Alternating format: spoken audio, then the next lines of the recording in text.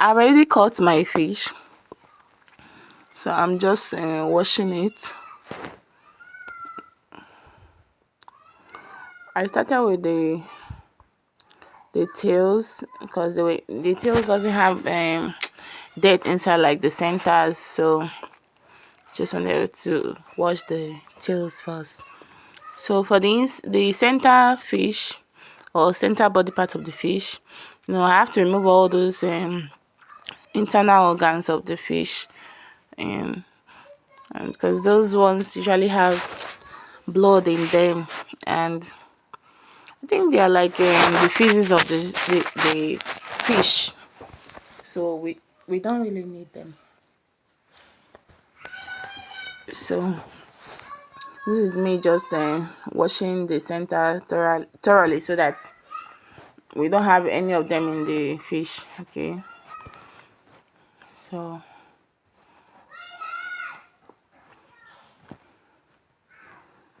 I'm going to do this for all the fishes that I've caught.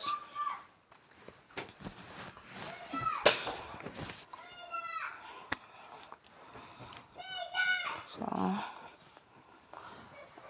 for the head, I'm going to be removing the gills.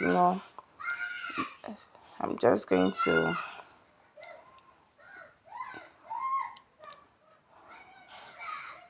okay.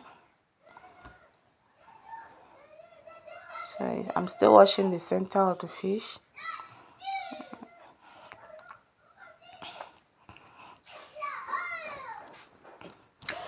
By the way, the name of this fish is called China fish. Okay, that's the name of the fish. Is very nice. Okay, it has a good taste. So you might, if you haven't tried it, you might want to try it. Okay, its taste is also nice. Like Titus or sardine fish, but it cannot be compared to that. But it's also a nice fish. Now this is me washing the head of the fish.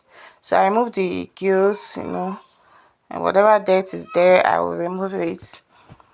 So I cut the head separately from the body because I don't want it to be attached to the body of the fish. So I want to refine that one separately. Okay.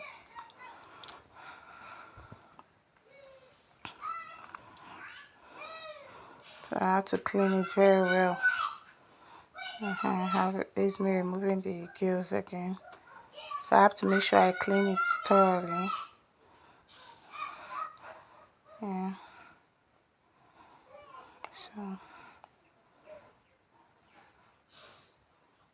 So that's all. There's no fish there again. So I got in new water. I washed the fish again the second time so that I'll have a clear water. Now, if you look at the pot, I added very little quantity of water. Okay, I didn't add much water. That's what I'm using to cook the fish. So because we are frying this fish, we don't want the fish to be too soft. Okay, I'm just going to boil it a little. This me, I've added my spices. I added salt, pepper, mangi.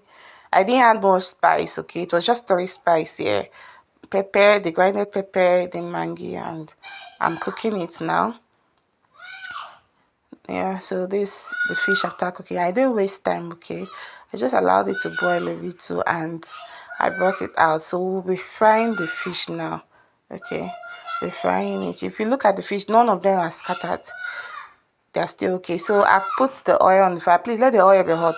I used Abasha stove for this. Okay, or I don't know what's called in your side, or charcoal stove. Okay, I did that intentionally because I wanted this fish to be fried dry. I want it to really dry so that it can last. Okay, this fish, when you use, I noticed when I use charcoal stove in frying my fish, it gives me the dryness that I want for the fish, and it can last for a lot, several days. Okay, once the fish is properly fried, it can last for several days. You don't, without adding any, there's no, without even smoking it again, it's still going to last. But make sure it's fried dry, and you need a lot of heat for that. And this charcoal stove gives me that, that dryness that I want. So I always use it when I want to fry my fish dry, unless I want to, it's just something I want to eat immediately. Okay, if you're eating this fish immediately, you don't need to fry it dry. But if you're going to keep it for later, you have to, fry it till it's dry. Okay, you have to fry it till it's very dry. So, well, if you have a charcoal stove, I will advise you use it to fry your fish. It's really good. Okay, it's really good. Now this is the fish after frying it. It's really dried. Now this fish is so dry. Don't mind the leaf on my hand. This fish is so dry. Okay, it's well dry. This fish can last for at least 5 days. I'm telling you, it can last even more than 5 days without you adding anything, because